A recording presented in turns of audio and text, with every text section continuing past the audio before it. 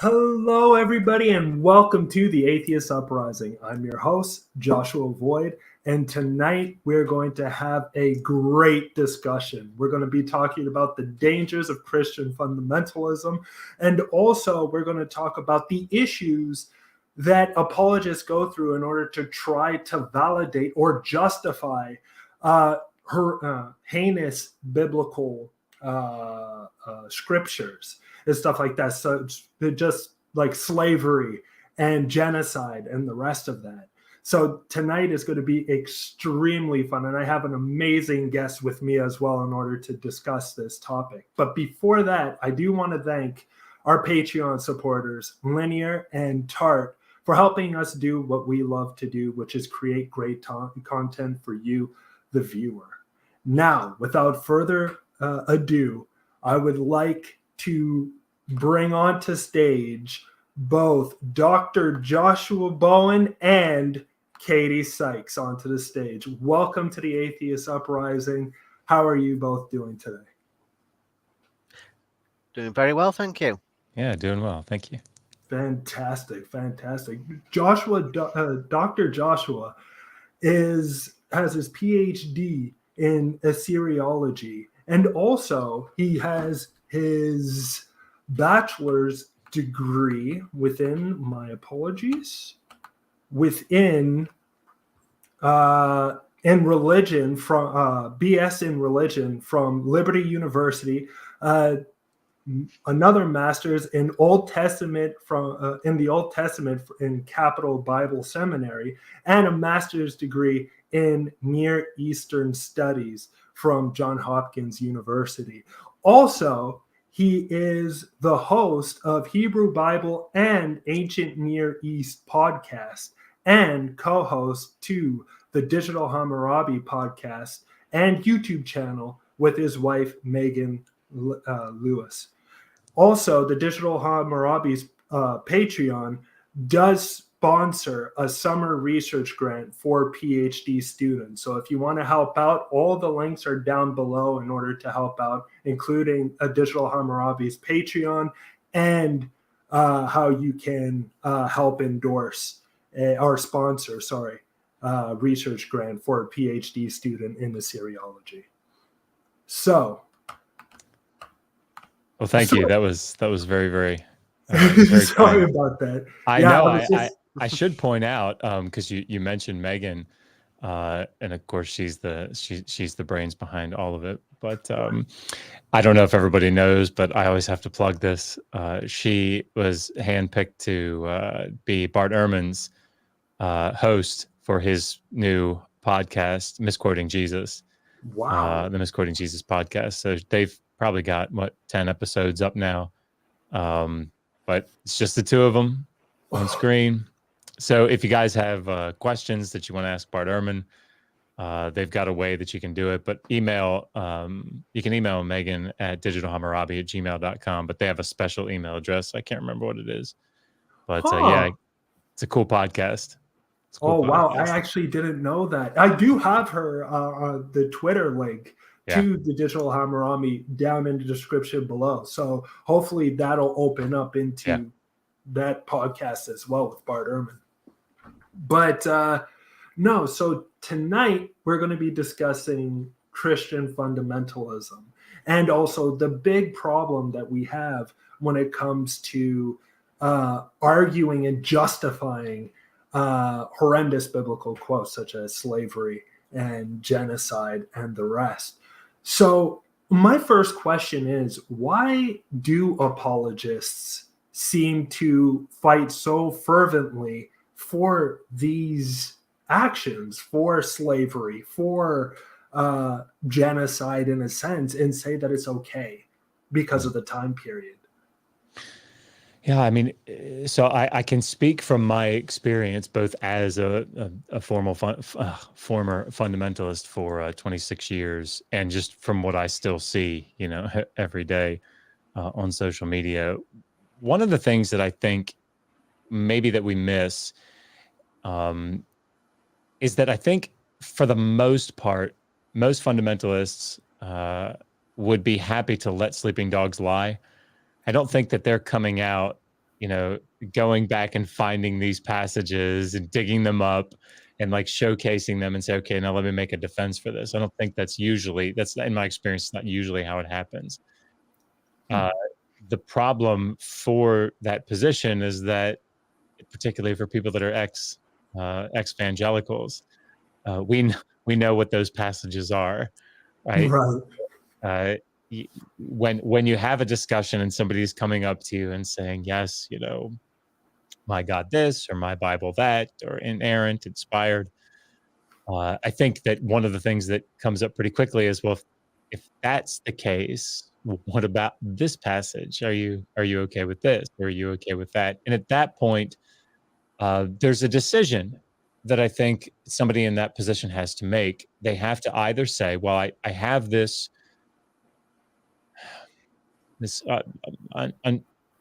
something that I cannot question, this belief that's so foundational to what it is that I hold to and understand reality to be based on. And that is that this book contains the inspired and inerrant word of God. Right? And when you have that as a core component to how you view the world, that's incredibly problematic when something like this is put in, where you have, somebody saying something like, well, look, 1 Samuel 15, 1-3. Here's a passage where God is commanding that infants and cattle be massacred, right? And if we're understanding this text as the fundamentalist does, at least most fundamentalists that I know, they're going to say, yes, that is something that happened. Samuel did tell that to Saul, and he was told that by Yahweh, and Saul went and take out the Amalekites and didn't complete, the job. Those are historical facts that took place on the ground. And so you have to then wrestle with that. They have to wrestle with that. And I think that's what it comes down to, in my opinion, is the idea that this concept of inspiration and of inerrancy. And with that understanding, even though there might be some slight nuance, in fundamentalist circles, usually there isn't, right? It's down to the autographs. It's what authorial intent. It's the literal grammatical historical hermeneutic. That's what we go. Yeah, that's what we do. And, so maybe in a more simplistic sense, God said it, I believe it. That settles it, right? So there you are. Right. But that's the thing, though, is that it seems like just with your description that at first it's not something that the individual thinks about. It's kind of like they have to be dragged there at first and then shown that these scriptures are there for them to combat them, or at least try to wrap their head around the heinousness behind these scriptures. But then to state that, okay, this is the inerrant word of God, now they have to fight in a sense, and they have to justify why that is there. Towards a certain extent. Okay. And I want to say, just sort of to piggyback on that, and I've said this before, but I think it bears mentioning here. I don't think that they lie awake at night thinking, boy, how can I reconcile the atrocities that I see in the Epic of Gilgamesh? Like, how can I do that, right? They don't lie awake at night and think, gosh, Asher really committed some pretty terrible stuff. I don't really believe that in the Tukulti Norte epic that Kastiliash IV was actually this really bad guy. This is propaganda. How do I make this all make that? Nobody does that. Right. And that's why I say that I think it really does hang on this idea that this is a special text, and it's special in the sense that it's God breathed, right? And it's funny to me to hear some of the words that fundamentalists know in Greek and Hebrew, right? One is theopneustos, right? The God breathed. Everybody seems like they all know that one. Like, this is the God breathed. But that's, again, I think it's so central that, and we could talk about this later, but this is really the other side of the danger coin for them. The reason that they have to hold so tenaciously to it, that is because if it's like Smaug, right? Once there's a chink in the armor, he's exposed, right? That's right. And so that the walls can just come tumbling down. So Right, but I think it's already in a sense of moral, like a moral justification in order to state that to massacre babies and animals in a sense was justified at that point. Kind of, at least in my opinion, that it kind of puts you in this murky moral situation in a sense, because you're arguing for this sense of brutality in a sense, and you're trying to justify it. And sometimes individuals, or at least what I sometimes see, is that individuals try to justify it so much that they kind of believe in the moral justification of these acts. And I think that's where the real danger also comes in, is by you thinking that, look, everybody else is taking like earthly morals. I'm taking a higher moral justification, which is God. Yeah. And then I think that's when it gets out of hand. And I think I talk about this in the violence chapter in volume 2.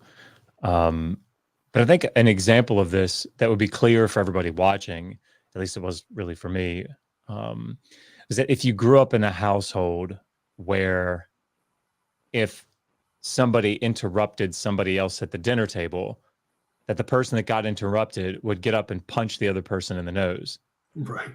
So you're sitting at dinner and you're 5 years old, and your sister's telling you a story, and you say, "Oh yeah, I remember," and you interrupt her mid sentence. She gets up, she walks over, pops you in the nose, right? If you grew up with that, even though that sounds crazy to us, you interrupt somebody, you punch them in the nose, what in the world? That becomes the norm. That becomes justifiable behavior. That becomes appropriate behavior in that circumstance. And so, of course, when you go out into the real world and you're in college for the first time, you're sitting at the table, and somebody interrupts you, and you find yourself, behind bars. You're befuddled. What am I doing here? Right. Because they interrupted me. They deserve this. Well, this is the sort of thing that I think we see throughout the Hebrew Bible. In the idea of idol worship, worshiping another god, my God. If you're a fundamentalist, that's like end of the road, right? There's a big no. And of course, if God then comes out and wipes you out, uses the Assyrians or uses the Babylonians, or of course here with the Canaanites, the Israelites in the narrative. If God uses these individuals, these nations to wipe out nations that are, wayward and worshiping other deities, well, my God, they had it coming, right? That's what you deserve. But why is that? And if you take a step back and think, well, the reason that you're okay with that is because you've, come to this point where you've read the text and understood it and internalized it. To the point that you recognize, oh, well, yeah, I mean, sure, it's justified for God to commit genocide on a people group because they worshiped other gods. Why is that justified? Well, because they worshiped other gods. Well, why should that? Well, because that's what you get when you worship other gods. You get genocided, right? It's like...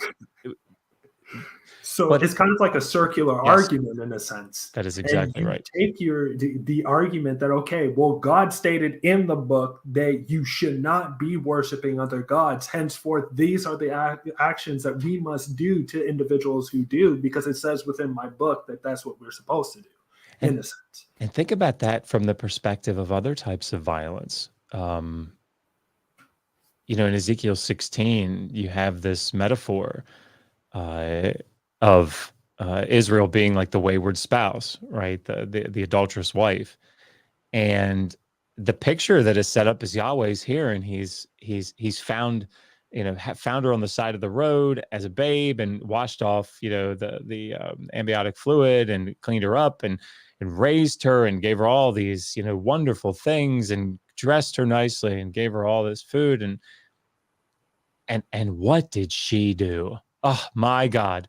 She went and had other lovers, right? And the reader is, oh my God, how, whatever he does to her, boy, she deserves, she's got it coming. Right. That's the idea. And so when you read some of these scholars, evangelical scholars that write on this topic, I'm thinking of Daniel Block in particular, the things that they will say are things like, well, I mean, think about all the great things that Yahweh did for his wife. And what did she do? She just turned around and went and slept with other people. He who spurns God's mercy should expect to receive his wrath. And it's like, whoa. I mean, let's think about another circumstance in life where we would say it's a good idea, as a counselor, to talk to a wife and a husband who, he's been abusing her, physically abusing her. And the husband says, well, I mean, look, she went and cheated on me with Fred, and would the counselor turn to her and say, didn't Johnny, your husband, didn't he give you a really nice car? Didn't he take you on that really nice vacation last year? I mean, you had this coming. Yeah, exactly. You had this coming, and henceforth you being battered is the ramifications of you doing this particular, and you're kind of sitting there just wondering, there's other ways to deal with it. Exactly. It's a very dangerous way of thinking. I mean, especially if you went then to apply that into your own life. That's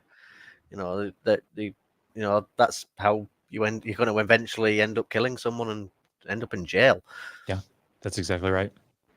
But I think that's part of the danger here is that, and sorry, I feel like I've steered this some direction. Feel free to no worries, please. Turn me somewhere else. But I feel like part of the danger here is that with something like violence, most evangelicals that I know, most fundamentalists that I know, would be very quick to say, no, vengeance is mine, saith the Lord, I will repay. Right? So I'm not supposed to be violent. But John Collins said it really well. He's got a great little book out. It's like a 2019 publication on biblical values, like what are biblical values? And in the chapter on violence, he has this quote, and I'm going to mess it up, but he says essentially, Christians do recognize, evangelicals do recognize, fundamentalists do recognize that vengeance is God's, right? But they can't seem to help but move things along for him. Right? It's like whenever they can lend a helping hand, because see, in the mindset of a believer in this Orthodox version of the faith, or this not Orthodox, sorry, this fundamentalist version of the faith, there's a coming judgment, right? And it's very specific the way that they interpret that. But how does it come? It comes with violence, right? And ultimately, if you listen to some of these people here online, like they're excited about that shit, right? They're like, I've heard people say on more than 5 occasions, right? You just wait, you atheists. My foot's going to be on your neck soon enough, right? Because God is going to come back and he's going to be coming with his angels and we're going to be there with him and we're going to get swords and we're going to, just you wait. You're going to regret saying all these things, And so there's the violence is not just overt. The danger of violence is not just this overt thing, right? It shows up, I think, very clearly as hatred for the other. So in these scenarios where people are thinking about, I think about it today with things like LGBTQ rights or abortion or any of these hot button issues. When you have the ability to other a group of people, you can hate them, right? Now you say it like you hate the sin, but love the sinner, right? That's what you say. But the reality here is that anytime you see a post up on Facebook, you're like, gross, look how disgusting these people are, right? There's hatred, genuine hatred of this other group. And I think that, and I'll shut up after this, but like, I just think that when you have a text, that you believe is inspired and inerrant, and not only so, but you have this thing inside of you called the Holy Spirit who guides you into the correct interpretation. Right. You know, there is no, well, I could be wrong about this fundamental thing. And once you know that you're right, you know, John Collins, again, in that book, it's such a good book on this topic, but, you know, he makes the comment, you know, there's no negotiating at that point, because how do you negotiate away from what you know to be the truth? You know, as a fundamentalist, you like, you know, you've got pegs that you can hammer into the wall, and these are the real data points that we have to use in the construction of our building. That was a really weird mixed metaphor. Sorry, but so you can't move those pegs. You can't move that concrete block, you know, because those are right. And so if somebody disagrees with you about that, there's no compromise. Oh, maybe I'll slide a little your way and say some LGBT, maybe they should have LGBT have some rights. Maybe you can't do that, right? Maybe some abortions, okay, can't do that, right? And so that's what's left. You know, there's no alternative but violence. Exactly. Yeah. And I think, no, sorry, go ahead, Katie, please. Yeah, I was just going to follow on from that. I mean, from my experience when I was part of Jehovah's Witnesses, that violence actually and that hatred, it comes around to being like really blasé. Like you can just, it becomes laughable. So you start laughing because of your hatred towards other people. You start thinking about the violence towards them, say Armageddon or what have you, and then you end up, you're laughing about it, which is really sick. Yeah. And quite narcissistic, really. So yeah.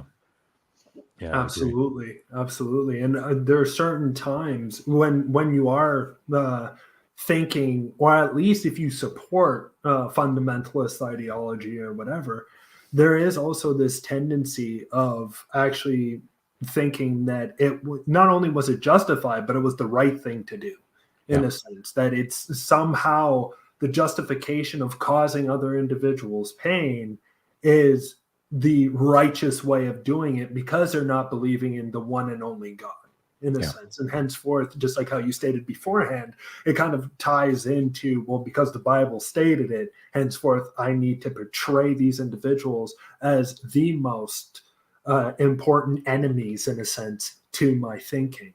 Yeah. And I think from that point, everything just starts falling, at least to them, falls into place.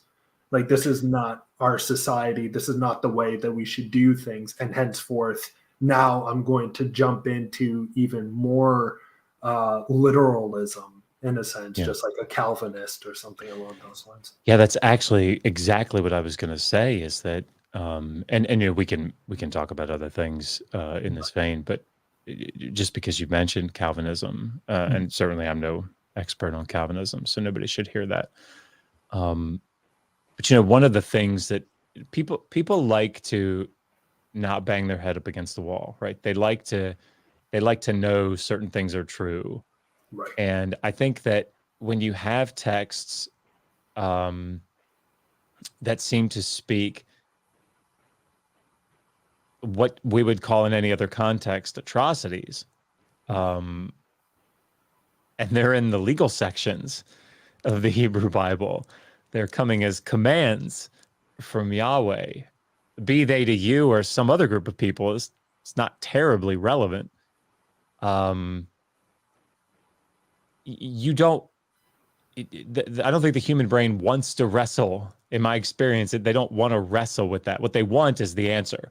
Right. And I think Calvinism provides that, because at least the versions that I hear and see, very quick. Like Schuyler, I don't know, you guys know Schuyler, but he engages with Calvinists quite a bit, and they're very quick to proverbially fall on the sword and say, "Yep, slavery, commanded. Yep, genocide. Yep, commanded. That's real. They're supposed to wipe out all those people. Yep, but nobody's innocent, right? Because we have election and predestination, and it's all worked into the system that not only is it the right thing to do, but it's for God's glory that it was done. And it's like you can just sort of dive in head first. And those, I have found in many cases, the most nervous that I have been around fundamentalists is when they're Calvinists. Yeah. Because like that's it, right? Everything that was done for God's glory. And it was part of his decretive will. And if this was done, so you can come up with different types of wills, right? Decretive and permissive and whatever. And again, I'm not an expert on Calvinism, but what it ends up, what ends up sort of fleshing out is that, God did this, and they deserved it, be they an infant or an adult, right? And this was done for God's glory, and it should not have been done any other way. And it's like, so it becomes impossible for them to deny it. They have to argue for it. Yeah. Exactly. But I think also, I would say the only problem, or not the only problem, obviously there's more problems, but I think for the fundamentalists in general, they're only using one text, and that is the King James Bible predominantly. But that is now I'm forgetting the word. That has been revisionized in a sense so much from the original texts that we technically, there are certain words that is within the King James Bible which are not in the originals or anything towards that extent. And I think when you're taking it as literal and you're only taking one version of the biblical accounts as literal, I think that's where the major issue comes in, because I've heard certain other things about being gay is not something that really is within the Bible itself, but it's only within the King James Version. Though, again, I'm not sure if that's the case or not. I've only heard certain opinions. Yeah, I mean, I would definitely say that there's certainly a significant sect or a significant portion of the fundamentalist movement that would be King James Onlyist, right? There's no question. Right. I think actually the more dangerous group is the kind that I was. Because if you guys, I don't know if you said where I got my my master's degree, my first master's, but it was at a Capital Bible Seminary, which is a fundamentalist school. And, so my professor, Todd Beale, he was my Old Testament Hebrew professor, and he was asked to join a panel of other evangelicals to talk about Genesis 1 through 11, the primeval history, and he was the most conservative of all the evangelicals. Wow. And so like Richard Averbeck, I don't know if you know that name, but he's out at Trinity in Deerfield, Illinois. He was anyway. I think he's emeritus now, but he was on that panel. I can't remember who the others were, but I mean, like Todd Beale was on the far, far right of this, like this literal. But the reason that I say that training was more dangerous is because I was really, really good at the biblical languages.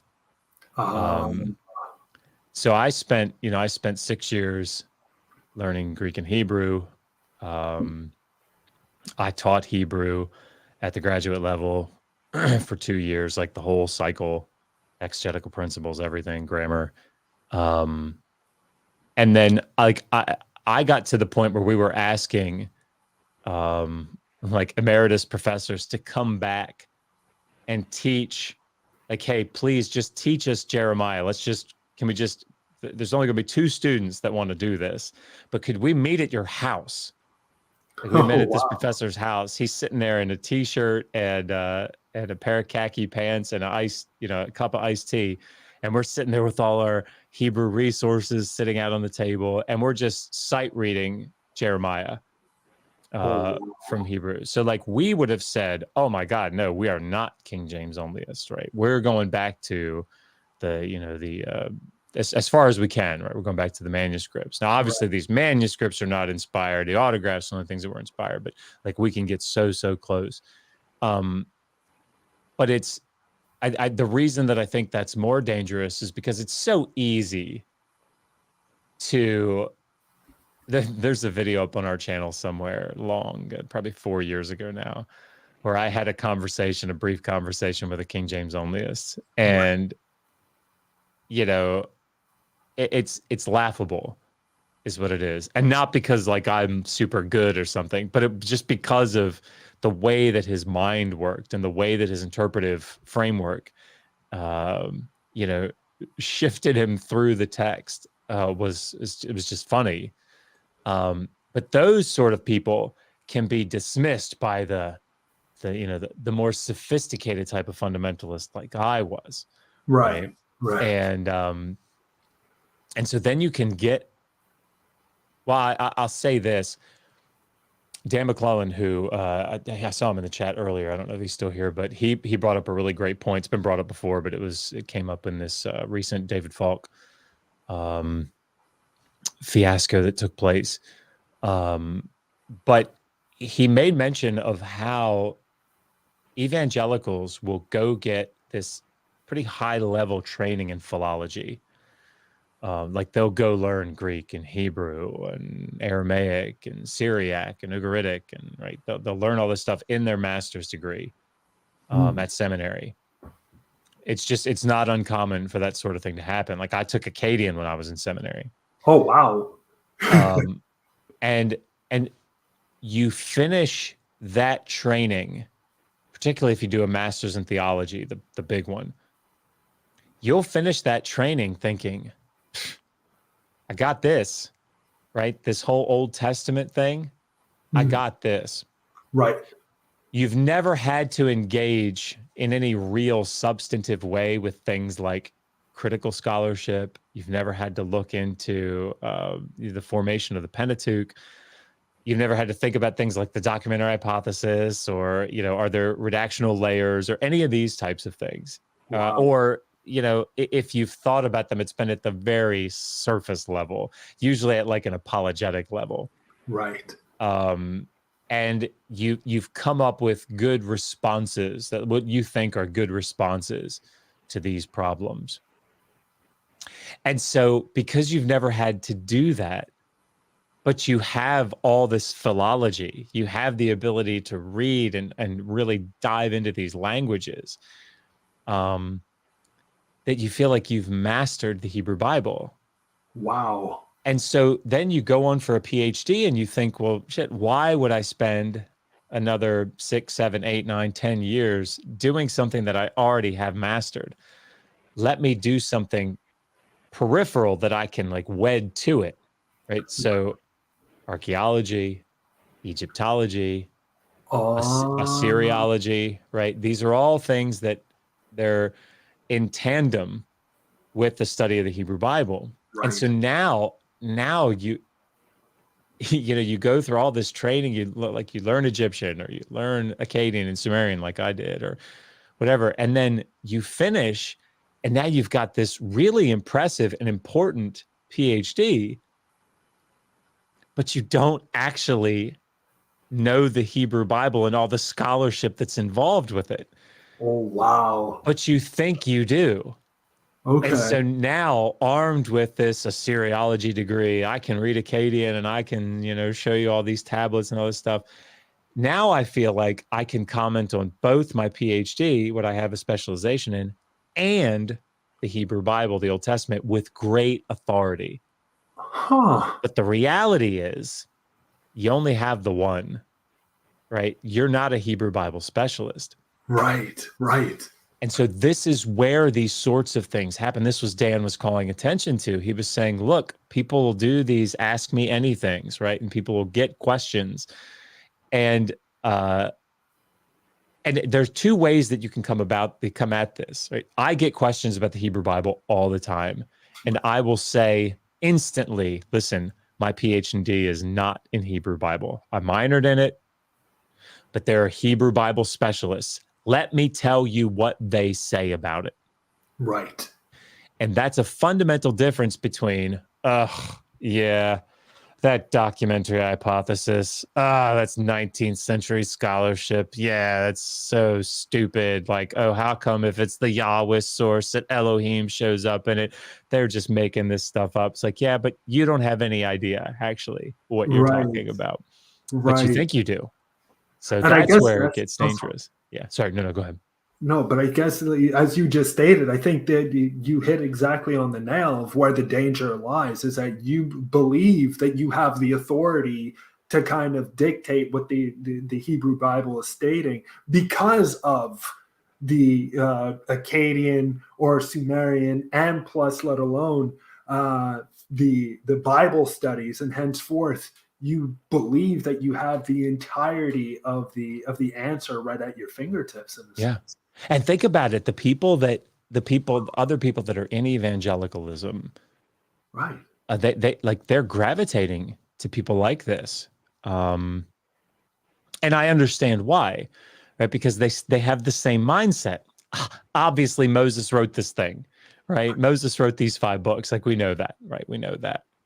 That's what they're thinking, and so we don't need all this other, Joel Baden, Konrad Schmidt. We don't need all this debate about redaction layers or sources or any other shit. Like, because we know, right? That's all. That's just man's wisdom, right? It's just man's wisdom. And so they say, well, this person has training, graduate level training in the Old Testament. And then they went and got a really respectable PhD in one of these other fields, like archaeology or Egyptology or Assyriology, and so, like, this person must know what they're talking about. And the reality is that while Assyriology is obviously, I think, awesome,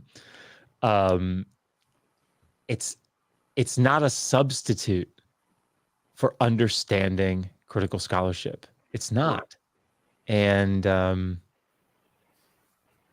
think there's just a lot of, I had to learn the hard way that while I got phenomenal training in philology, and I really do believe that, I think I got really, really good training in philology.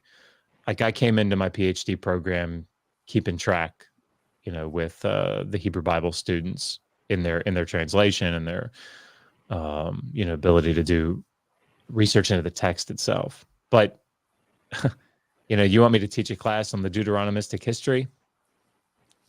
You got to give me 6 months, because I'm going to have to read all that secondary literature that they all had to in their training. Right. And that's a big deal that people don't recognize.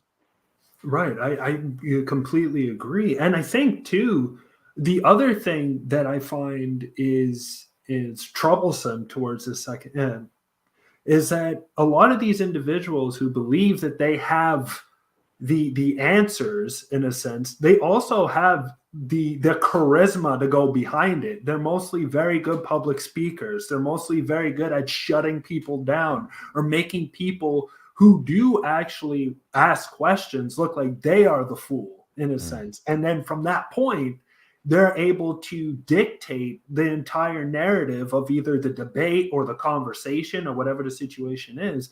Yeah. And sadly, most people look at this person seems to be correct because he's shutting down everybody, rather than being like, okay, this person is being belligerent and shutting down everybody through his belligerence. And I think that's also the issue as well. I think people get frustrated at me for this reason.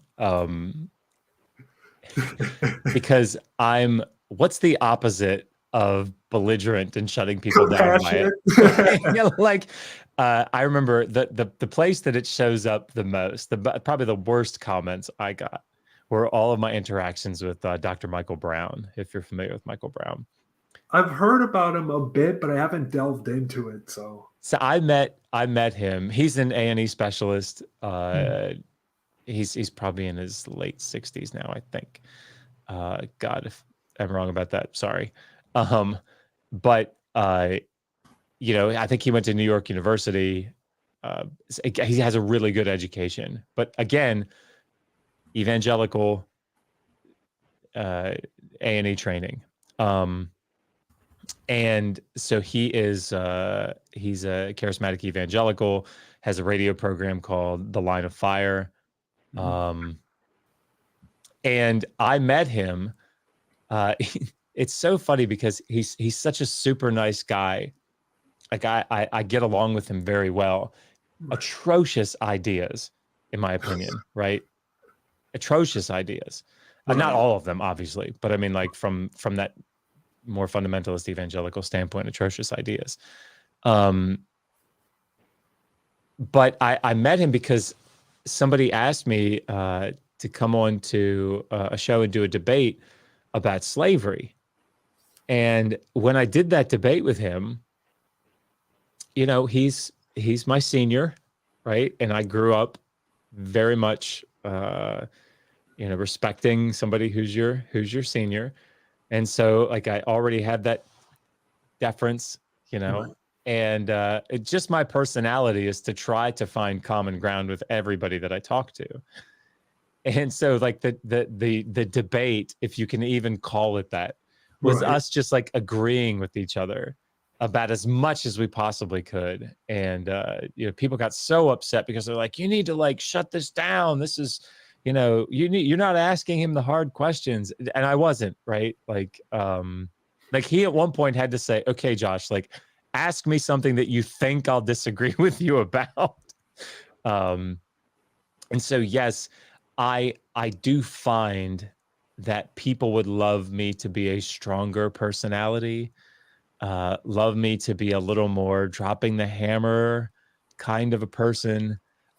I actually got called out recently. It was brought to my attention that somebody tried to say, or did say, that when I sit, particularly in debates with people, I'll kind of sit with my shoulders a little low. I don't sit like this, you know. I speak humbly, right. And that's just there's a lot that goes on in my brain with that, with my personality. But that's just who I am. It's how I am in person. It's how I am right. Online. And they were saying that I was trying to weaponize it, because I was trying to be like such a likable person and such a, you know, like a timid person that people would feel bad if they pushed back on me about my ideas. And I kind of chuckled because I thought, well, it's true. I do definitely sit with my shoulders down. And I do definitely smile a lot and try to come across as non-confrontational. But a lot of that, almost all of it has to do with I'm a textbook people pleaser, right? It doesn't have anything to do with, you know, how I feel about my positions. The positions that I give, everything, for example, that's in that, did the Old Testament endure slavery, or the two books that are right, where are they? Right there, the Atheist Handbook. Wow. Oh yeah, that's right. Wow. Yeah. There you go. Atheist Handbook to the Old Testament, volume 1 and volume 2. All of the stuff that's in there, and thank you for putting that up there. It's very kind. It's almost almost without exception consensus scholarship, right? So it's not like I'm throwing out these wacky ideas and please don't push back, because it's like, okay, well, have fun pushing back, because you're pushing back against all of academia. Have fun, right? If you're right about this, you better write a paper, you know, because people need to hear it. But at any rate, But that's, I don't know how I got onto that. No, you were talking about being belligerent. And, yeah. Yes. But no, I completely agree. And I think that is one of the greatest qualities in a sense, because that's the thing. It's not about who can scream the loudest in a sense within the room to shut somebody down. The reality is that, okay, do you have the evidence behind you or do you not? Yeah. And if you don't have the evidence behind you, you can be as loud as you want. One day somebody's going to ask you that question and the whole entire deck of cards is going to fall. Yeah. So yeah, I think the way that you do it is 100% the right way to do it. Do never be somebody who's belligerent. Always go with the source materials. And it's funny to me. And maybe this is why, maybe I've been thinking about this incorrectly, but like when I'm thinking back to when I was in Sumerian class, because it was my major, like my Sumerian professor was very hard on me. Very hard on all of us, but like my friend Caleb Howard and I, we were in his class for an entire year together, just the two of us. And I mean, he beat on us. He beat on us hard. And so there was never a time, if I could help it in the slightest, that I was ever going to voice a new idea that I didn't have mountains of evidence to support, or with which to support it. And because like I remember he said to me, I brought up an idea and he said, okay, well, how would you justify it with this? And I said, okay, I'd written this down. So I would say this. And he said, okay, that's good. What about this other thing? And I said, yep, I would say this. Well, what about this? And I would say this. And like, we went through about 7 of those. And finally he was like, so, but what would you say about this? And I went, oh, and he said, what are you even doing with your time? Like, why would, like, you haven't done anything. And it was like, oh my God, that's like 25 hours of research last week to do this, you know? So the idea of going into an arena where somebody's going to be able to push back like that and I'm not going to have the answer. Right. Not on my watch, because I'm not going through that again. Oh, big time. I think that's the beautiful thing about academia, though, is that when you go through it and you go into those key courses or whatever, where the professor just beats you down for every foolish thing one states or even single argument that is made, but you can't back it up really, and he'll just crack down on you or whatever the situation is. I think it does make you humble in certain experiences. You're just like, okay, well, now I know I need the background in order to have the justification of stating what I'm stating. Yeah, agree. Yeah, so I completely agree with that. And I think that's the beauty about academia in and of itself. I even remember my own professor when I came up with an outlandish idea once, thinking that, oh, I'm a big, bad, red person. And then all of a sudden he just came down on me with such with such ferocity, I would say, that I was just like, okay, next time, no, these other ideas, just keep them aside. Yep. Moving on. I've still got all that. I've still got all that to look forward to. I've only just started my university. That experience of handing a paper in that you're so proud of, that you've made this novel argument, and it's just like, you know, that he's sitting in his room going, right, and you get it back and it looks like they've sacrificed a goat on it, right? It's just red everywhere. Like, yeah. No. And then you realize it's like all that hard work, all that like research and everything just came to naught. And you know that he loved it the entire time. Right. I will tell you guys 2 funny stories. This is off topic, but it's perfect for this moment. So if you ever, so the article in French and je ne sais quoi, Both of them have to do with French. That's crazy. So just in case I forget them, because my MS, I'll tell one and I'll forget the other one. What? Okay. My first year that I was at Hopkins, we did this thing called Mesopotamian Seminar, and everybody in the archaeology department and the archaeology side and the Assyriology side all got together, and like art history, everybody else, and we all read a book, and we had chapters or portions of chapters assigned to us, and we had to summarize them. The chapter that I was reading was I think it was a Dominique Charpent book, but it was in French. It was like 67 pages in French, and I hadn't passed my French comprehensive exam yet. So I spent all week pounding my way through this article, and I kept coming up against this word. I can't remember what it was now, and I couldn't find a translation of it anywhere. And so I was like, well, like, I mean, it's here a lot. Maybe it's just some sort of idiomatic thing. I think I got the gist of the article or the chapter. Right. So I finally came to class and I gave this like really clunky presentation on this thing. And I finished, and there's like 15 people in this room around this conference table looking at me. I'm the first semester student. Right. And my advisor says, "What about the wax writing boards?" And I said, "Wax writing boards?" And he said, "The thing that your chapter's about?" I was like, "Oh, that's what that word was that I couldn't translate." And he was like, "I'll take it from here." And I was like, "Damn it." So close. So that was my first year, right? Like halfway through my fourth year, I was taking these big comprehensive exams, studying for these big comprehensive exams. And every time I ran into one of my advisors, he would assign me more work. It's just how it happened. Read these 5 books, read these 12 articles. It didn't matter.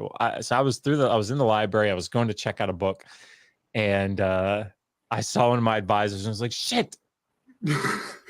But I'd made eye contact. It's like, God damn it. So I walked over there, like ready to accept my fate.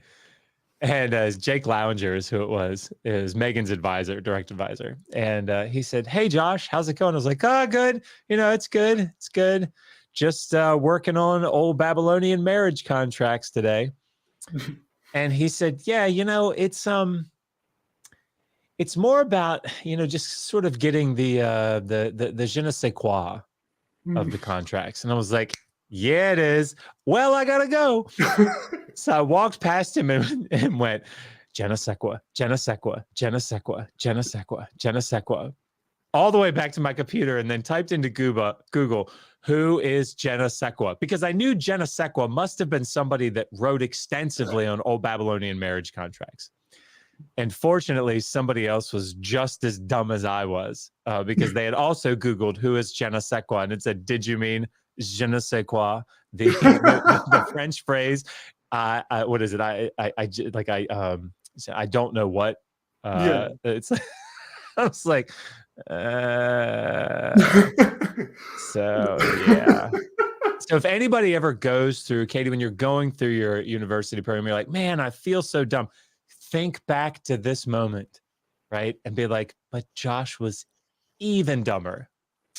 And he made it. I've done some really crazy things too, and during university and stuff like that. I remember, because even though that in Montreal we speak French, but I wasn't taught it, so it was very difficult learning it on my own.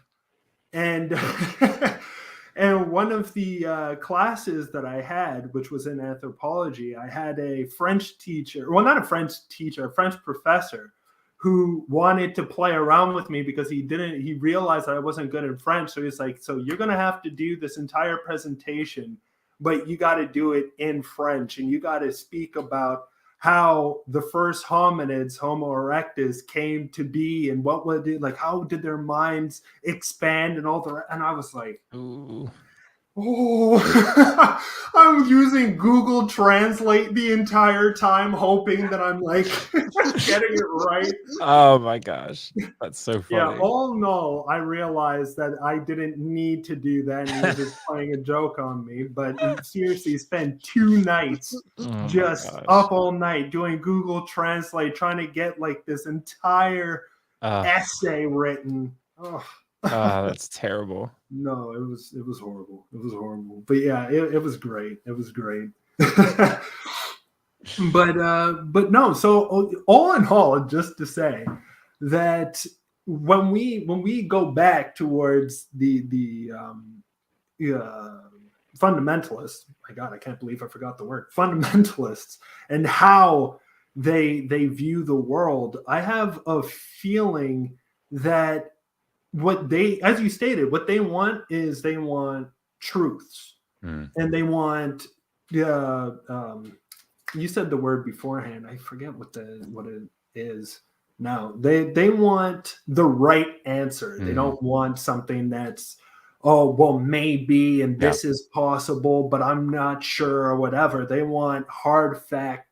They don't want to be wrestling. It's very much, not like sort of the stereotypical way that you think about scholarship in Judaism, where it's like, you read the Talmud and you have a rabbi so-and-so says this, but then rabbi so-and-so says this, and there's always this tension and this wrestling. That's not the experience that I have with fundamentalist evangelicalism. It's like, we don't want the wrestling, like it's like the, somebody teaching something in Sunday school or whatever, and it's, well, it could mean this, but it could also mean this. And then you have the little, person in the bed. So which one's the right one, right? That's what we want. To tell which one's the right one. That's the one that I need. Yeah. And I think that's the problem, right? Is that because they just want the answer, I think that the scholarly answer for a lot of those individuals is kind of like inconclusive. They find it as like something that doesn't have the hard facts behind it. It's just, as people like to say, well, it's just a theory. It's just a postulate. So if that is the case. And that really, I think, you're really hitting something here, because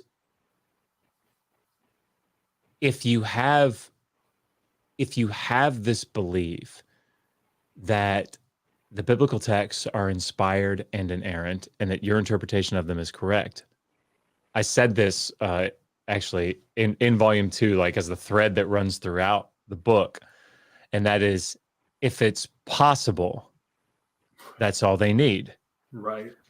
And it's because you know the right answer, right? Whatever the Bible says, that's true. So if it says, Ezekiel made this prophecy against the city of Tyre in Ezekiel 26, it came true somehow. We know that it did. But when you're, shit, I just lost it. Remind me of what you said and what I went off on. No worries, it's fine. I always run into when my brain just kind of like just stops in mid-thought. No, what I was stating was based on the apologists thinking, or fundamentalists thinking, that, okay, well,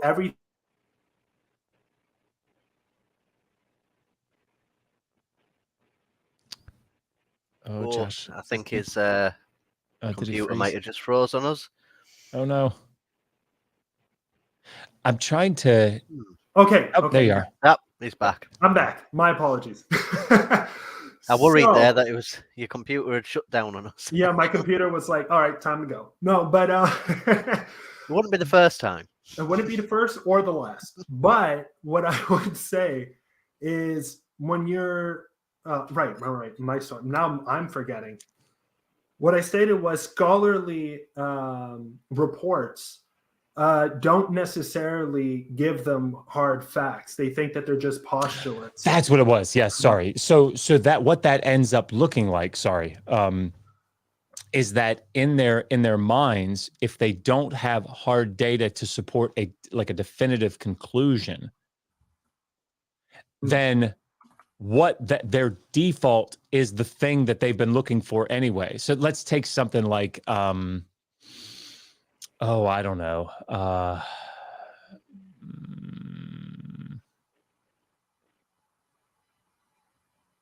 Let's say you've got the city of Ai, for example, in the conquest account. And the city of Ai was supposed to have been destroyed. Well, or Jericho might even be better here. In these other cities, it's clear, abandoned, right? Nobody's there, abandoned. Nobody's there during that period of the Late Bronze Age when Israel was supposed to come in and conquer. But Jericho has like a little bit of settlement, a little bit, right? And if it became debated in some way, right? I had to put that there. I'm sorry. You should go back and find the one that Megan put up. Megan put up something? My apologies. Yeah, she nailed me. Dr. Josh is just mad at God because he can't satisfy the necessary preconditions for the existence of marshmallows. I've never been as in love with her as I am at this very moment. You're right. But that's awesome. This is the example that I want to use. The formation of the Pentateuch. Right. The formation of the Pentateuch is a great example. What is the scholarly consensus on the formation of the Pentateuch? How did it come together? There isn't one, right? There's no consensus. Is it documentary hypothesis? Is it you've got this, more revisions, a group of texts, a group of little, bits brought together and in the patriarchal narrative, and then the Exodus, and then there's this, this Joseph story that puts it together. What is it that everybody agrees on is the way that it came together? There isn't one. Well, if you don't have agreement, then what you're going to hear is they can't even agree among themselves how the Pentateuch was written, right? And so, as you're saying, right, it goes into this like mystical theory, and so, but we know how it happened, right? They can't. There's a reason they can't agree on it, and it's because they're not, understanding it the way that we're understanding it, and so that's one of the biggest, I think, dangers with this sort of thing is that it shuts down. I mean, it really does shut down critical thinking in a very real way. And it searches. It's really in these difficult circumstances where it looks like, think about it. My God. In the flood account in Genesis 6-9, I've heard this more than once. An atheist or a skeptic will say, well, God drowned the entire world except for 8 people, right? Like, certainly there were babies. Mm-hmm. So if you're understanding this text to be literal, literally happened, there's this worldwide flood, all the people are killed. Right. There have to be babies that are killed in this, and how can a baby be guilty? And I mean, you hear it like, well, how do we know that God didn't 60 years before shut the wombs of all the women in the world, so there weren't actually babies? Huh? I mean, how do we know that 3 million pink unicorns didn't fly down and lift them off to heaven, before the floodwaters hit? I mean, the text doesn't say anything about that. Why would you think that? But it's because as long as it's not impossible, right? As long as I've got a possibility, then it works out. Then it works out with the story. So there's not that many atrocities because no innocent was killed. That's right. Okay, yeah, I see that. Okay. I think the argument is completely out there, but I mean, still, I guess if you're trying to grab for straws, it makes sense in a weird way. I mean, I would say that all of us now are converted back to fundamentalist evangelicalism now, given that Right? that possibility, right? Absolutely. It answers I'd all my never, I'd questions. never thought that deep about it. Dang, if only I would have thought a bit further. I would have just still been a fundamentalist to this day. I could come up with anything. Right? Oh my As gosh. long as I throw it against the wall, one thing will stick. And once that thing sticks, we're good. We'll see that. And I promise I won't take up a bunch of time. No, It's it's I don't know how perfect. long. Take as much time. Take as much time. Delve in. But this is really where I am in my online presence. The struggle that I have is that, if you're at a university, you don't deal with all of these sort of harebrained fringe theories, right? You don't deal with them. Right. So when I was, studying Sumerian, I never heard the name Zechariah Sitchin once, right? Hmm. Yeah.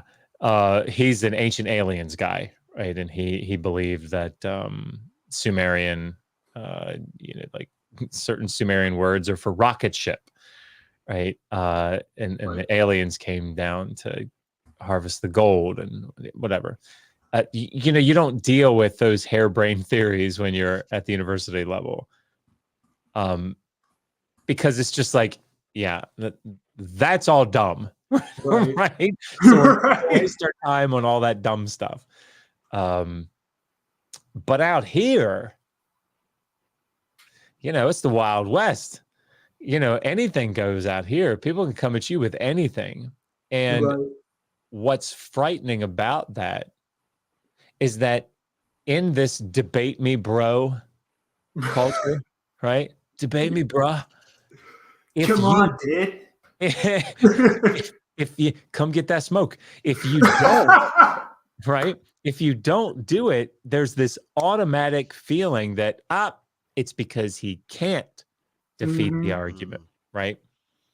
And as annoying as that is, what I have experienced with the topic of slavery, for example, is that I came into this online community hearing some, I'm sorry to say, pardon my French, some dumbass arguments. And I just thought, my God, like listening to some of the things that Mike Winger and What Do You Meme, like some of these bigger apologists, these more popular apologists would put out, it was just like, really? And like people are good with listening to Frank Turek talk about some of the shit that he says. It's like, my God. So the first wave was kind of easy for me because it's like, okay, well, I'll make 3 videos or 4 videos or whatever, and I'll just show you what the text says. I mean, Right. that's not too tough. Here we go. Look, hey, it doesn't say that. It says this. And here are 96 scholars that are in the field that agree with me. Right. Because slavery is one of the slavery in the Old Testament is one of these things that's not really debated in academia that way, right? Whether there was slavery, like debt and chattel slavery, even in evangelical circles, yeah, of course there was. What? Right. So what ended up happening is there was this lull where apologists were regrouping. I mean, it's the only way that I can think to describe it. And they were like, okay, well, we can't come out with all the dumbass arguments that we used to come out with because, I mean, it's just not that hard. If you know the text, it's not that hard to show them to be erroneous, right? Right. But what they started to do was they started to go to my bibliography. Right. And they started to read through all of the sources, obviously not all of them, but some of the sources that I had put back there. And it's not that they read them critically, and it's not that they read them well. Right. It's that they half-ass read them and started saying, oh, well, wait, now it says here that in that slavery, it's like here, Andrea Seri, and of course they didn't know it was Andrea Seri saying it because that was a chapter in an edited volume. They said it was the person that put the edited volume together, said it. Westbrook says, it's like, no, it's not Westbrook, it's Andrea Seri. And she's talking about the old Babylonian period or whatever she was talking about. But Right. yeah, she says here that that slavery is like anybody can be a slave. Anybody can be a slave. And so like it doesn't, everybody's a slave. And so it like doesn't mean anything. So bam, what do you think about take that, Josh? And you're like, Right. so you're like, okay, let me take a couple minutes, do a little research, show you the context of what Andrea Seri is saying, show you how it's not saying what you think it says. And then you make this presentation back to them. Look here, this is what it's actually saying. And they go, yeah. But by that point, they'd come up with another one. Oh, right? yeah, big time. And it's like, oh, well, what about that one? And you're like, oh my God, like I don't have time after the 57th time of you I do all this research, right? I make this really nice presentation back to you. Here you go. This explains it. And then you go, yeah, I don't care about that anymore. What about this? You're like, I don't have time for your bullshit anymore. Right. And as soon as you do, right? Aha! Because But he doesn't have an answer. It's like ninja stars just constantly whipping them at you. Yeah. Like, I mean, you're blocking that one. Well, how about that? And this and this and this. And you're just like, really? I mean, one of the things that has come up in the past maybe year and a half, 2 years is like they're almost right about it. So close.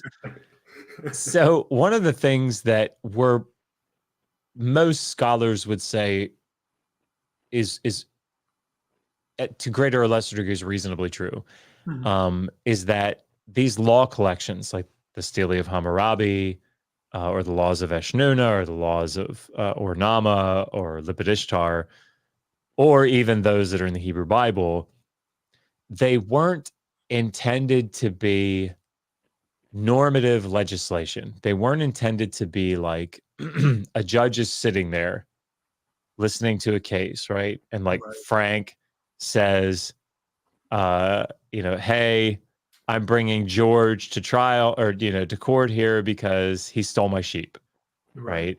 And the judge goes, okay, hang on just a second. And he looks over at the Stele of Hammurabi and he says, okay, yeah. So 106 says that if a man steals the sheep of another man, he will pay him double the value of the sheep. Okay, so it says that. So 106, write that down. 106 says double the value. Okay, so that's boom, hit the gavel. That's my judgment. The Stele of Hammurabi says this, which is, so that's the law, right? Right. That's not how it was used.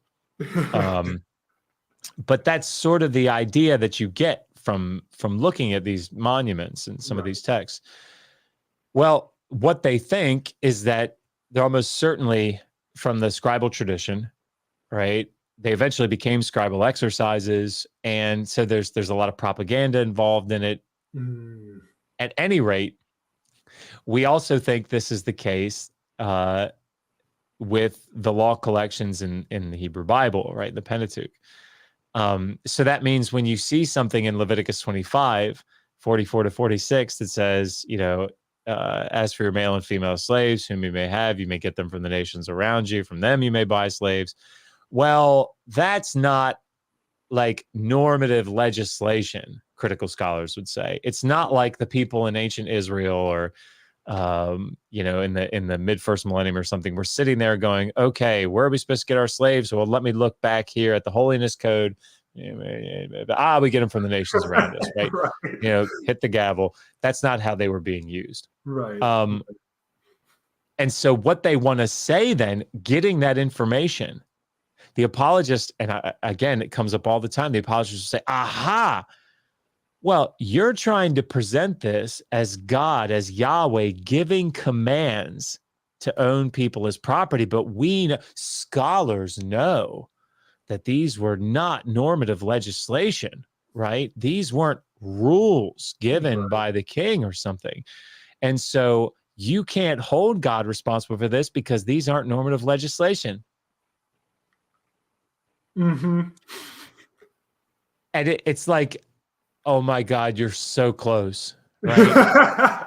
You're so close. The problem is, if any of that made sense just now, the reason that they can't use it is because they actually do think, like the apologist, this fundamentalist does think that Yahweh came down to Mount Sinai and handed these commandments out, right? They do think that. Well, if that's true, and critical scholarship doesn't think that. Just everybody knows they don't think Yahweh handed it down on Mount Sinai. So when they say things like, yeah, we don't think these are normal legislation, they're not saying, oh, they were handed down by Yahweh on the mountain, right? They're much later products of priests. Well, you can't have your cake and eat it too. You can't have a foot in the critical scholarship camp when it suits you, and the rest of your body in the fundamentalist camp when it suits you. But this is one of these things that if you don't know the nuances of that argument, even a cursory reading of some of this information will make you sound like an expert. So then you, as the apologist, really knowing nothing about this, can come out to the public and be like, these were, what, are you trying to say that you think these were normative legislation? My goodness. You obviously don't read ancient Near Eastern critical scholarship, do you? It's like, yeah, but you don't either. Because you wouldn't be making that statement. Yes.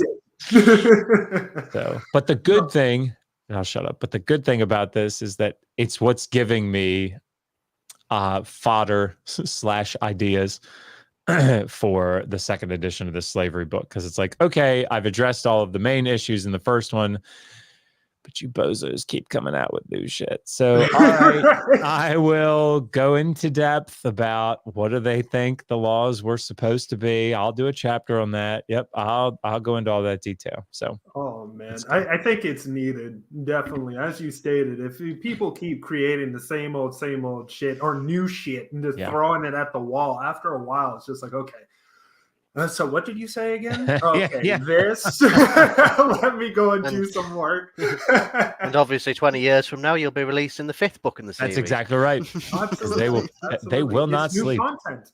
Yep. Do you think for any of these apologists, any of them, like, because when you were at university, you were actually, having doubts about your belief and everything. Do you think any of these apologists have doubts and they're trying to hide it by throwing these ninja stars out?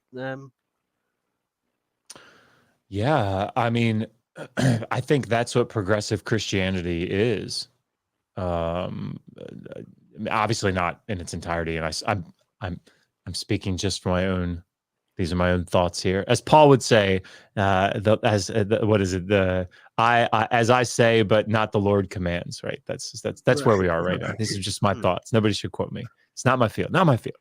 But I think that a lot of people that are being so lambasted by people that are still in fundamentalism as being progressive Christians.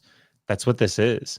Right? It's people that have held to, in many cases, at least in my experience, have held to these more dogmatic beliefs and are being challenged or challenging themselves and saying, Jesus, this stuff does look bad. How can we, Dr. Kip Davis and I had a debate recently on slavery with Jonathan Beasley and Dr. Stephen Boyce, who I think would categorize themselves as more progressive Christians.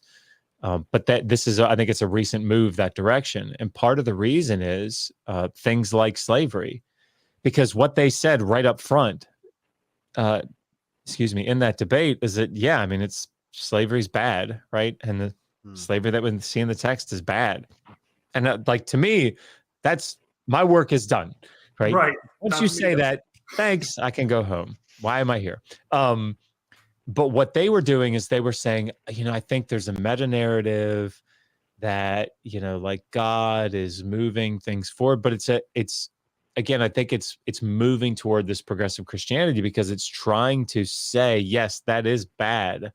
And how can we reconcile that? So then you get things like open theism, right? God doesn't know the future. And this is that sort of progressive Christianity that, you know, or here, I don't think that God really wants us to hate other people. So actually, maybe it's not a sin to be part of the LGBTQ community. And it's like, oh, well, you can't be part of the club anymore, right? You're a progressive Christian, and so we don't like you anymore. And but I think that's really what this is in a lot of cases. Again, just anecdotally here, I do seem to see a lot of people trying to hold on to their faith, but leave behind this view of inerrancy that has made them fundamentalists for so long. Interesting. Oh, that's awesome. Javier stated, Atheist Uprising, question for Dr. Josh, is LeBron James a slave according to the law of the Old Testament? No, he's not. This is one of the it's one of the few math terms. I think it's a math term. That's a Venn diagram. That is a math term, right? Is it a math thing? I think that's a math thing where you have two circles. Yes. And so let's take it out of basketball player and put it into something else. If you read through the text of the ancient Near East, you'll see if you have slave and you have wife, they are two independent statuses, right? But there's overlap between them, right? For example, a wife can be sold along with a child or anybody else into debt slavery to serve another master to work, or to serve a creditor to work off a debt for the husband, right? Well, that portion sounds like wife equals slave, right? Children are, subject to the paterfamilias, right? The subject of the head of the household. And in a lot of ways, like, there is no consent, for example, for a wife. Consent really isn't an issue, generally speaking, when it comes to things like marriage, right? If you read through the biblical laws, the biblical text, like this isn't a question of whether she consents or not. And so no consent, well, that sounds slave-like, right? So that where the Venn diagram overlaps, you have these little things in the middle that do overlap. But you can't then say, well, wives were slaves. Right. It doesn't work that way. Still separation between. That's exactly right. Bodies. So when you now switch that up and say, okay, let's think about basketball player and slave, right? Basketball player, what are the things that would overlap in the middle? Well, there's language that's used, like their contract. Right. And you have an owner of the team, right? Those are things that are, in common with a slave. But can you then say that a basketball player is a slave? No, right? You can't, because the constellation of characteristics is not strong enough to draw that type of equation, or to place this one into the category of the other. Because slaves, even something that would be maybe a better state for somebody in the ancient world, like a pledge, somebody that was pledged to serve another person. Like, there are rules that govern the treatment of pledges. There are rules that govern the treatment of debt slaves in the ancient Near East. I'm not even talking about the Hebrew Bible now. But that doesn't mean that even for the best case, like a pledge or a debt slave, a free person that's become a debt slave, that their situation even begins to resemble the situation that somebody like LeBron James has. Because, the debt slave can't leave the house, right? That's true. That's it, right? They're there until the end of their contract. They can't leave the house. And contract there, even though that word has similarity to what LeBron James has, LeBron James has all sorts of legal rights, all sorts of, I mean, it's just a completely different, it's a completely different world for LeBron James. You know, what, and again, I don't like, I'm not an expert on all the legal contractual ramifications of what happens with basketball players or sports players or whatever. But like, no, just because there's some overlap in that Venn diagram does not mean that A then equals B, or A can be categorized as B. No, that's really well put. That's really well put. And I think that that's absolutely correct. You may have certain traits, or you may have certain, how can I say it, descriptors that do have certain leanings into the other circle, but that doesn't mean because there's some leanings that they're in tandem with each other. That's exactly right. Yeah. Yeah. You know, I could. Now, there's one thing that I do want to bring up, and that was from Montangelo. I don't know if he's still here or not, but he stated that my fundament is Christ, and is the first and second command is to love God and to love my next. I don't know what he was trying to say there.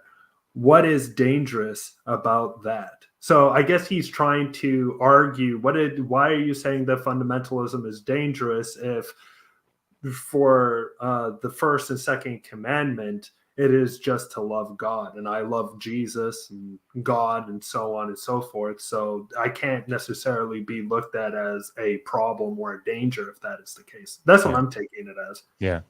Yeah. So, I mean, I think the questions that I would ask, and I'm you know, I think I say this frequently enough. I'm not a New Testament scholar. So, you know, as it's as the requisite caveat there, but you know, what does it mean in this context to love God? What does that entail? Right? What does it mean to love my neighbor as myself? What does that entail? And one of the things that I think jumps out immediately is tolerance. Right? Is tolerance something that is factored into love with somebody? And no, definitely not. In the idea of the way biblical love is at least understood, I think, by most people that hold to fundamentalism. Because if tolerance were the case, man, I mean, like you wouldn't have anybody, that there'd be no problem, Right. You know, with things like the LGBTQ community, because it's like, hey, you know, if you don't agree with it, that's okay. You know, they're people and they have rights, and you don't have to fight against that. But that's not the case, right? And so can people worship other gods? You okay with that? No, of course not, because by loving God, I'm serving him, and he doesn't want other people worshiping other gods, right? So that the entailments of what it means to love God and to love my neighbor, while that sounds sort of nice and warm and fuzzy, when you get down into the theological ramifications of that in the system, as we've been talking about all along, like this is where the hatred develops. So, and often that hatred is disguised or justified in the mind of the fundamentalist as loving. Right. No, I completely agree. And I think that is the issue where, yes, the way that it's stated in this particular statement seems to be all nice and wonderful. But when you really look down into the crux of the matter, then that's where you really see where there can be issues and problems which come from it being a fundamental type of thought process rather than something that involves tolerance and everything. So, yeah, I completely agree. I deal with Ontangelo a lot online. I'm really sorry, Katie. And a lot of what he says is completely lauded, and he only says a lot. I'm convinced anyway. He only says a lot of what he says to try and get an argument and you know get support from other people for that. That is a phenomenal point by Pat. And actually, Pat's been working in early Christianity, I think, recently for quite a bit, maybe more than he would even want. But yeah, like during that debate that Kip and I had on slavery. Like he was messaging us going, that's not true about the early church fathers, and he's right, and so actually this is one of the problems, and I wrote about it in volume 1, and that is that if there is this argument that God is just sort of moving people slowly out of slavery, showing them bit by bit throughout the entirety of the Bible that actually freedom is the way to be, and that we're supposed to love each other and not to enslave. Like one of the things that I would expect to see, and I think is reasonable to see, is that the early church fathers or the early church would have recognized that, and they didn't. Right? There's no mass declaration about we got to get rid of the social institution of slavery. Like nope. So yeah, that's he brings up a really good point there.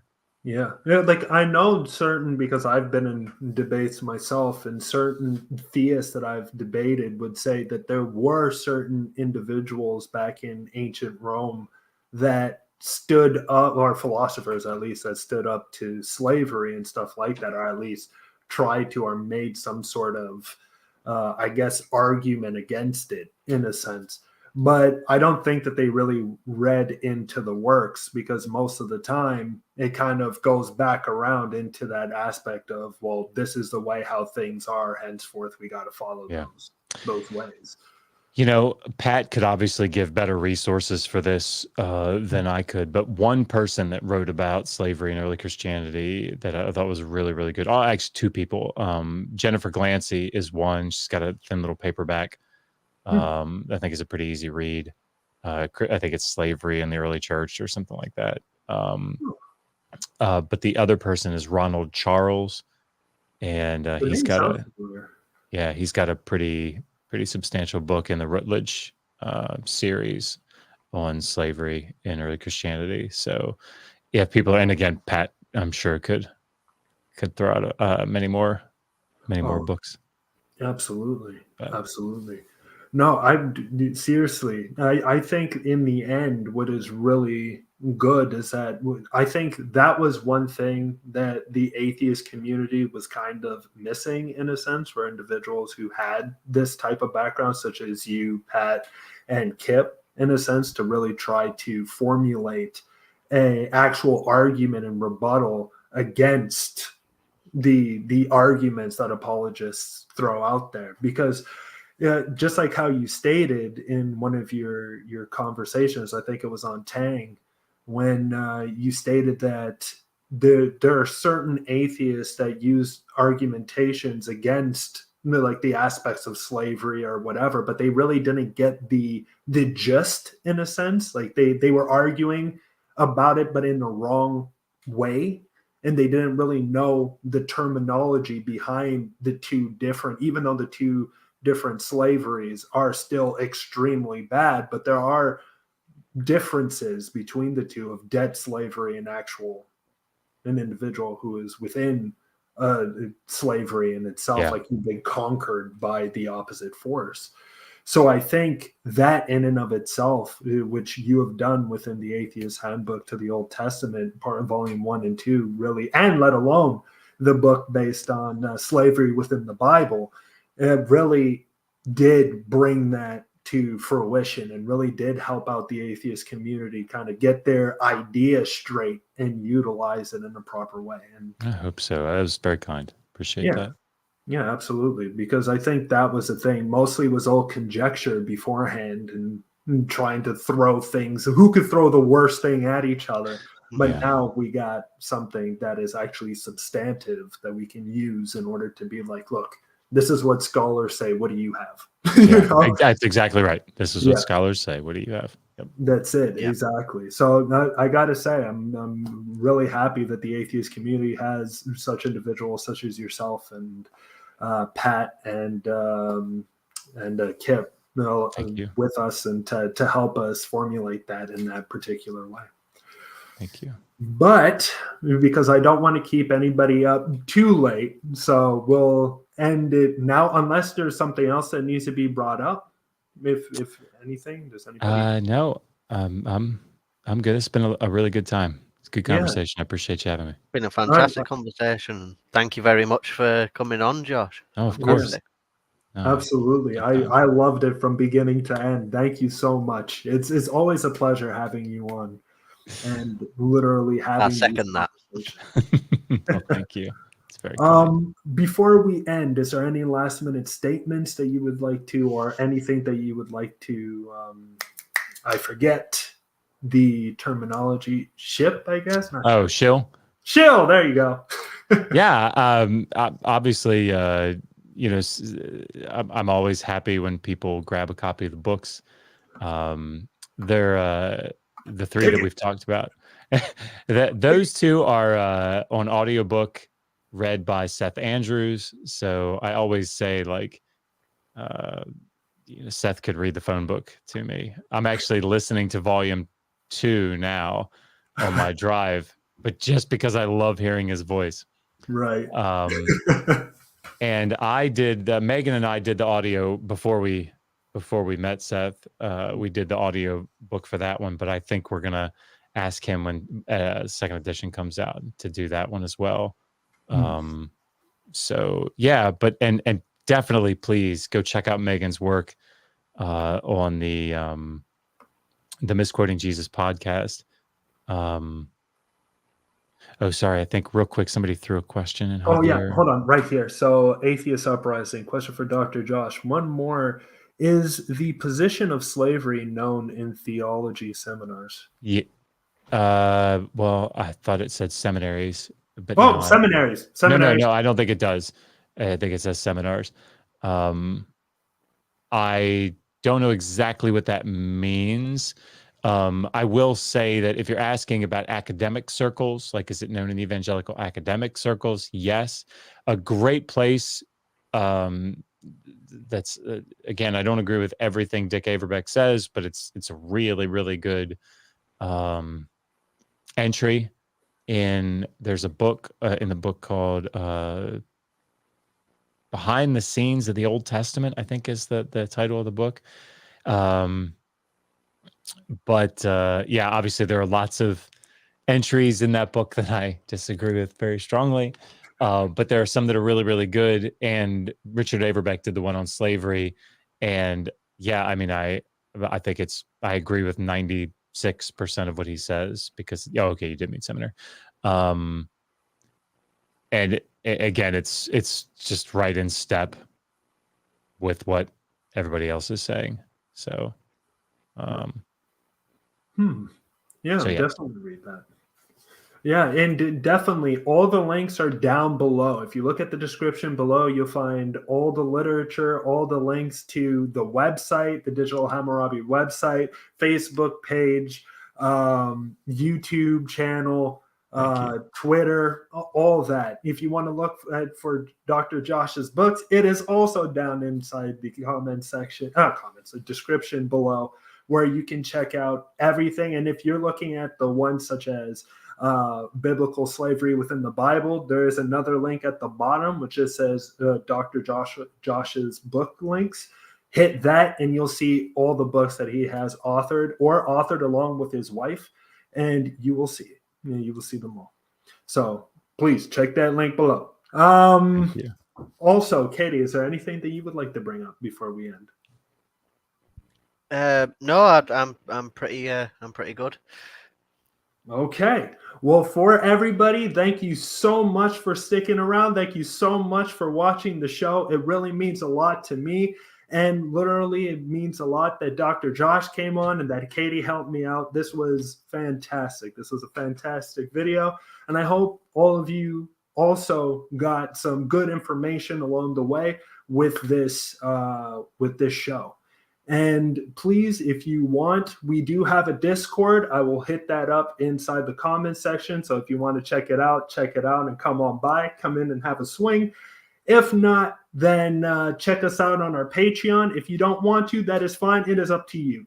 And besides that, I want to say thank you all for coming in. It really means a lot. And I will see you tomorrow, where I'm going to try to get Cafe on in order for us to talk about